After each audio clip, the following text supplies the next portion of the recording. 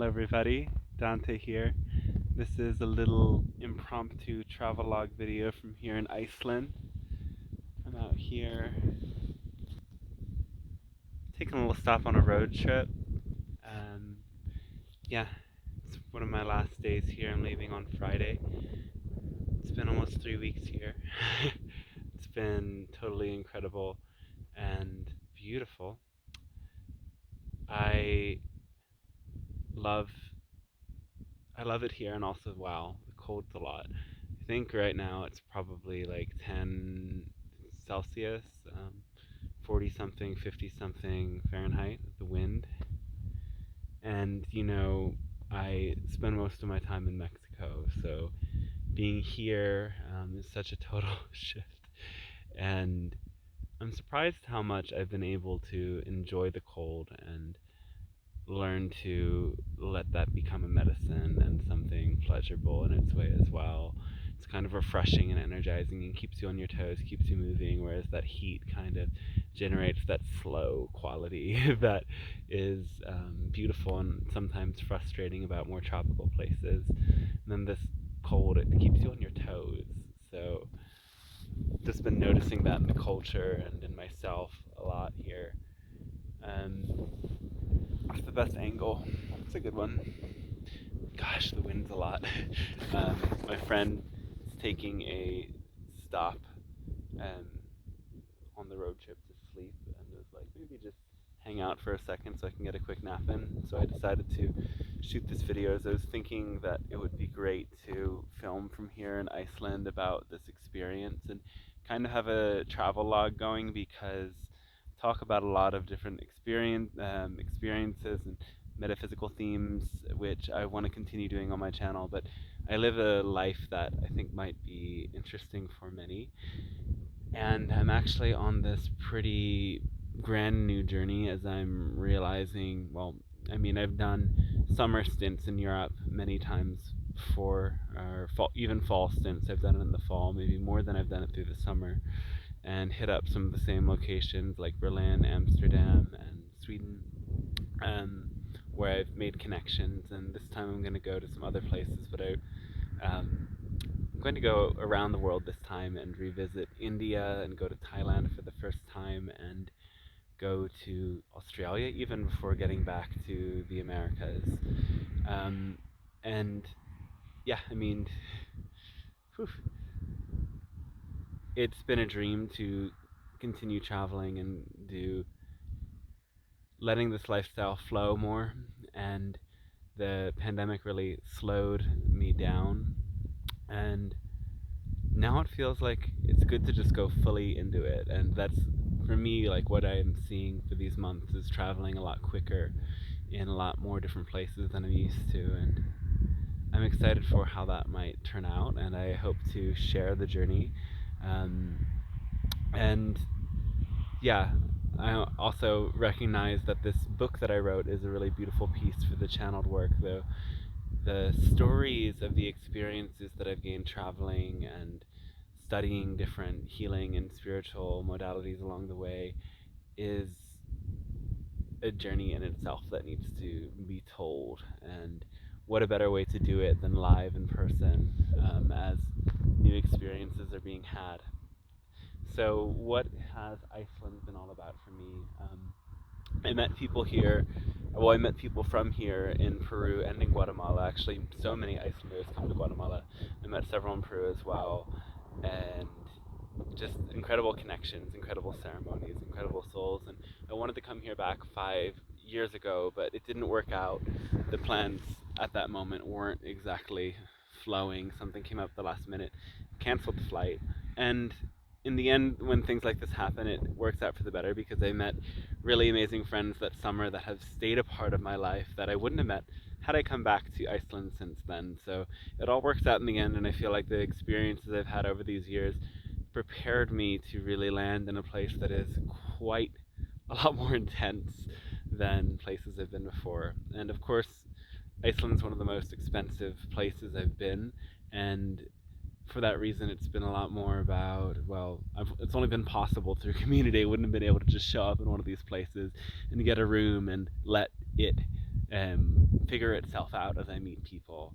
But as I arrived in that Friends of Friends, it was so incredible how many new connections came so quickly, and how I could really feel like this soul recognition from people where ooh, there's something there and it's really juicy and interesting and exciting. Um, though, yeah, I mean, there's things with the climate and the intensity that have also been challenging. Just like the first hike that I went on here was a a special journey hike with we invited a plant spirit along, and the person who is facilitating the hike didn't actually go because they were feeling sick, but people who'd walked that trail with him before were the ones that were then guiding it and leading us the way. And it was wow. It was raining, cold, and also so mystical. It was like just the beauty of this waterfall gorge and riverbed, and just a kind of new nature, with this new nature for me, where there's so much thick moss but not many trees, and everything feels kind of covered by this mist. It was wild, but also wow. Hiking in the cold is quite a trip. Hiking in the rain, rather, and so we didn't fully take it in as much. And um, I don't know. There was a lot of learning curves that happened in relationships here, but I don't really want to talk so much about those personal things, just as this is public content. What I can say is like learning a lot more of how to show up for people with different needs, and how hard it can be to somehow express our needs, and maybe we don't want to because we feel like we're imposing or trying to change other people. But it's so important that we raise our voice, because not everybody is as sensitive to what's unspoken as others are, whereas so many people are just so attuned all the time to look into, oh, what's going on there. But I'm just hoping that as I move through these last days, it can bring harmony and integration of all of that. But beyond that, yeah, I mean, there were so many connections that happened and were made, that it's like, wow, it's so hard to fit everybody that I want to see in these last days as well. People were really receptive to the ceremonies here, and it was just so interesting. As some places I travel, it's really hard to get many people together in a short term, but the spiritual community is so small here that and it's so connected that when people pop up an event, many turn up. And wow, the Iceland spirit community is so vibrant, and such powerful souls here. I really enjoyed experiencing it and meeting so many people. Tripping over my words. Oops. Um, and there's of course things that can be said about the spiritual community that we see in all of these different places. And I was reflecting with people here on noticing like the level of performance that comes with showing up to the ceremony and sitting up nice and tall and being all serious, when I I I don't feel like what that's life's about. That that's what life is about. And this is something that, of course, we need the serious part. We need to really have discipline and focus and structure what we're focused on. Though there's a tone of over seriousness that comes in so many spiritual circles, and I was reflecting on some friends because I really felt it here, maybe more than other places, but it is everywhere, where people get so in their spiritual ego about having to present the image of the perfect spiritual being to everyone, that they lose their authenticity. And I think that is actually the basis of a lot of conflict that arises. Um, but anyway, the land here is also my teacher. Being more of a social being, the land has kind of been in the periphery for me, but I've been staying by an incredible mountain. I want to focus on this away from me for a second. Um, and the mountain, just you can see so many faces and feel this presence emanating from her. Um, and oh, yeah, the water, so many fjords, like driving through fjords. I never got to, well, I haven't yet seen many fjords, and it's just this interesting phenomena where it's like the coast becomes so much bigger through these channels that are naturally carved out by the glaciers. And everywhere has this, there can be so many little private alcoves of our own fjord for our village. And yeah, I've enjoyed going to the fjords and leaving some offerings to them. We went to one place called Ausberki, which is where I'm pretty sure it's Thor's horse, but it could be Odin's horse, put its hoof down, and it left this impression that geologically it's glaciers that melted off of these cliffs and created this canyon that is in this horseshoe shape. And in the center, there's the perfect acoustics where it reverberates in this way. And my friend was singing in Icelandic, and I could, as the sounds reverberated, I got chills through my whole body and really felt, ooh, there are quite some spirits here. And I've been hoping that I would get into contact with some deeper spirit communicators here in these lands.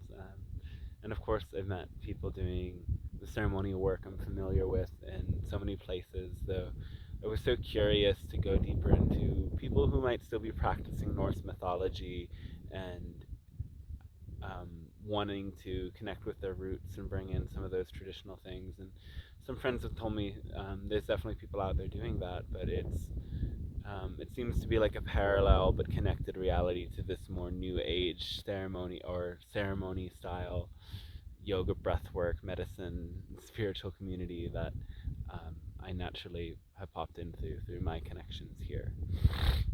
But I don't think it'll be my last time here because I do love it so much, even though I am a little bit.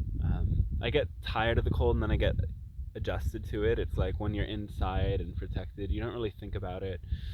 And for example, on really long medicine hikes, you even then I didn't think about it. But when I accidentally got my tent wet, and then I had to go dry out my tent and sleep in it while it wasn't dark, that was a moment.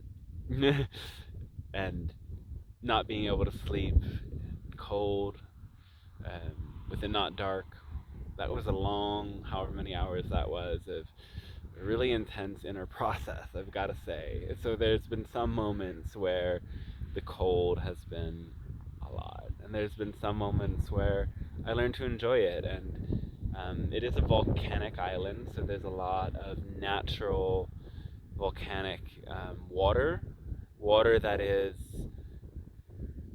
naturally flowing in hot streams. So the hot water is cheap here, and there's an abundant source of pools with hot mineral water. And Reykjavik has many, and every town has one. Hot pools, cold plunge, sauna, and going to that afterwards, you get so refreshed, and through doing many cold plunges, get acclimated to the cold in a way that I felt much finer on days that I've done that, going to race the cold afterwards on versus on days when I haven't. If I haven't done it for several days, it kind of um, hits me hard.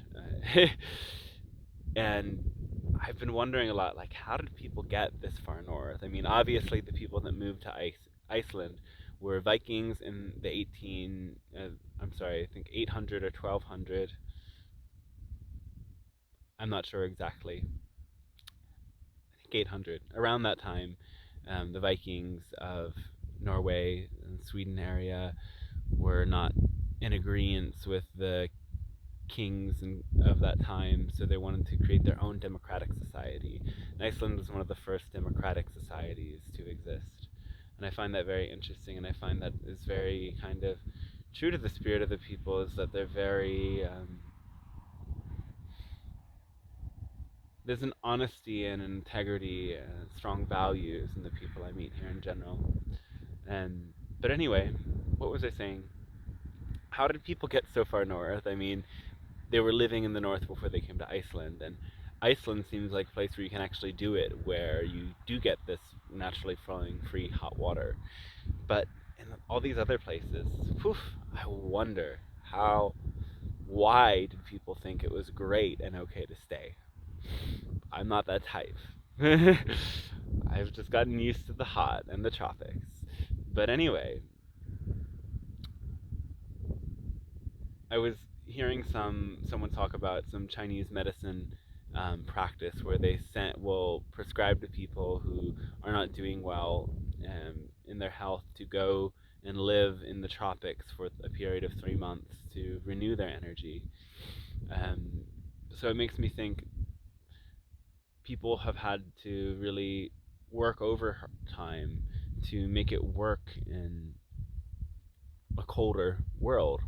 And I think that hardworking spirit definitely shows comes through in the Icelandic people, and there's also a lot of generosity and natural openness in these people that I didn't necessarily feel in Scandinavian countries, where it felt like it took a long time to kind of make a sort of what is the word I'm looking for? A rapport with someone where they felt like they could trust you and welcome you in.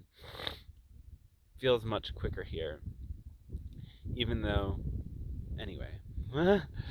um,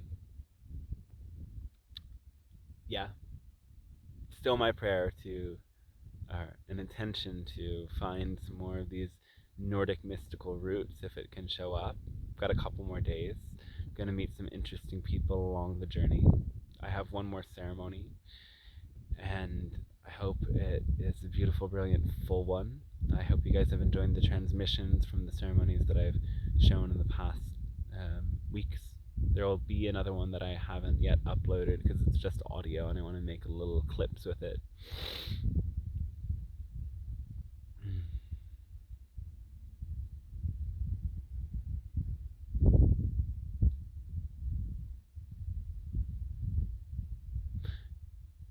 There's a feeling to something more ancient here, even though it's in many ways a developed society.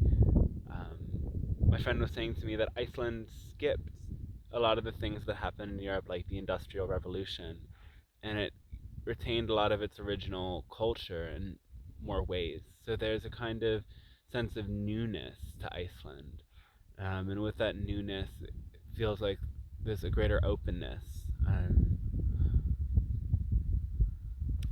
An Icelander pointed out to me, oh, don't think that people would be so skeptical to channeling because so many people here were told by their grandparents about the existence of gnomes and elves and trolls. And even though people have become more rational, as is the global trend, people are still sensing that subtle opening. They're still more willing to believe it than some other types might be. And I hope that continues. And these are just my first thoughts. I'll leave this video here for now. But thanks for watching, and let me know what you think and what you'd like to know as I embark on these travels, as I'm going to be heading to a lot more places and want to share more of the actual journey in video form for now as an experiment. But I will continue posting my channeling videos, so watch out for that. The Thursday session most likely won't happen this week, but there's a slight possibility it will. And yeah, I'll see. I'll see how I feel after things flow. We're about to do another nature hike tomorrow, and see some beautiful things. So I'm excited for that. And yeah, check out DanteStarshine.com if you would like. You can subscribe to my email list there, and I'm available for private sessions. I'm doing channeling and astrology as I go on this journey, and it's really incredible how these things can support me to continue, and I get to weave all of this new energy that I'm connecting with into what I'm able to share. So, okay, I'm going to end the video, and I'll catch you in the next one. Much love, blessings to you, and have a great night.